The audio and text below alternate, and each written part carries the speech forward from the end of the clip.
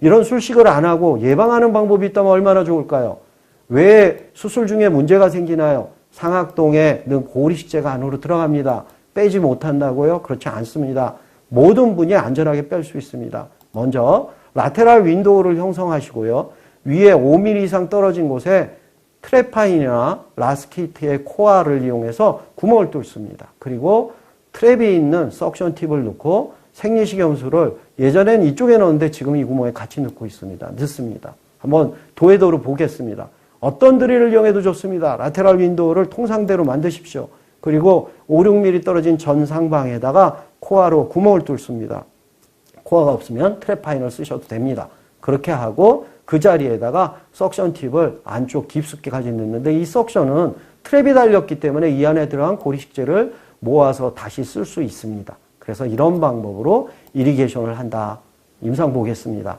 자, 고리식재를 넣다가 갑자기 조금 이상해서 발사바 테크닉을 했더니 퍼퍼가 느껴졌습니다. 그래서 고리식재가 들어갔다 판단해서 먼저 라테랄 윈도우를 형성했습니다. 라테랄 윈도우는 제가 쓰는 라스키트를 쓰실 수도 있고 선생님의 통상적인 방법으로 쓰시면 됩니다.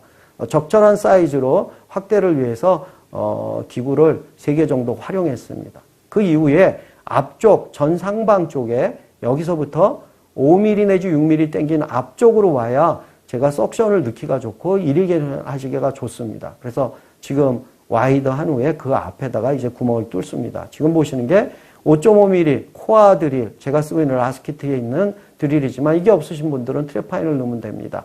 그래서 이렇게 넣고 이리게이션을 하면 그 안에 모아진 것이 뒤에 모아져 있기 때문에 후에 재활용이 가능합니다. 물론 이 경우 재활용이 가능한 이유는 상악동 내가 깨끗해진 다음에 제가 상악동 수술을 한 거거든요. 그렇기 때문에 이리게이션만 해서 이 고올 이식재, 본콜렉터에 모인 걸 다시 활용할 수 있다. 그래서 이 그림만 한번 기억해 주시면 좋을 것 같습니다.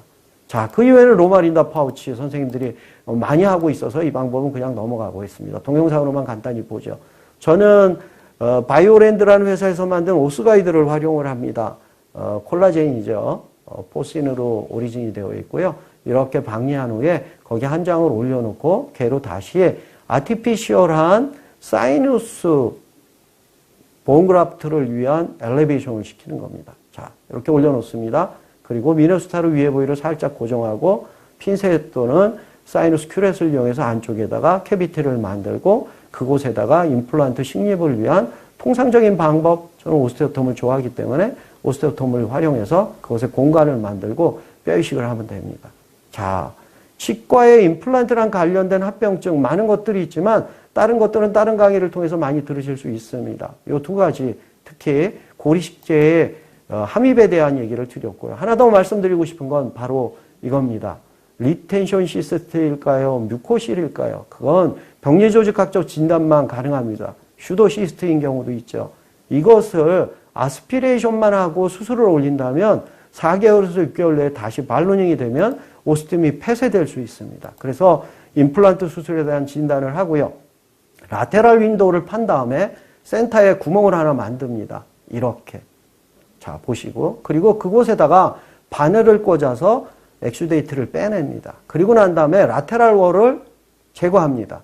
그리고 석션 팁을 구멍 낸 뮤코사 위에 살짝 올리면 지금 보시는 것처럼 내부에 있는 뮤코실 또는 다른 시스틱, 월이 잡혀서 나와요. 그러면 핀셋으로 조금씩 잡아당기면 이렇게 줄기된 게 나옵니다.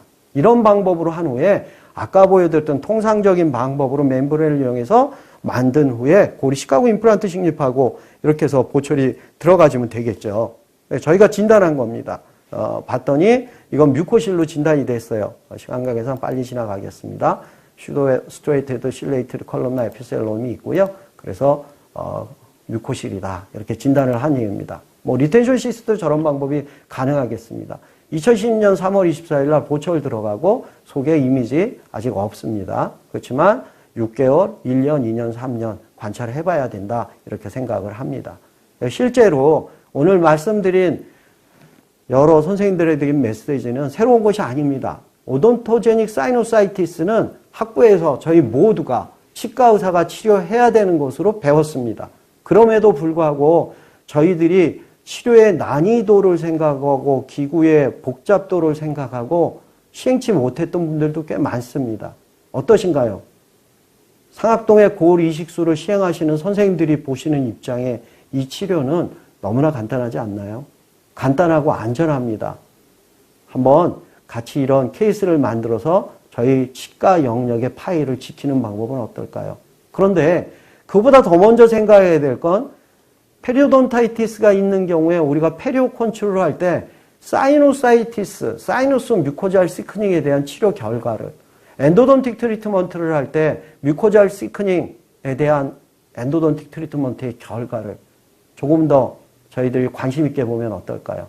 또 필요할 때 약물 치료를 했는데 결과가 좋지 않다면 워시아웃으로 이 부위를 깨끗이 해줘서 실리아리 펑션이 너무 무거워서 못 움직이는 그 움직임을 자유롭게 해주는 치료 방법을 컨저바티브 서지컬 트리트먼트로 선택하면 어떨까요? 하는 말씀을 드립니다.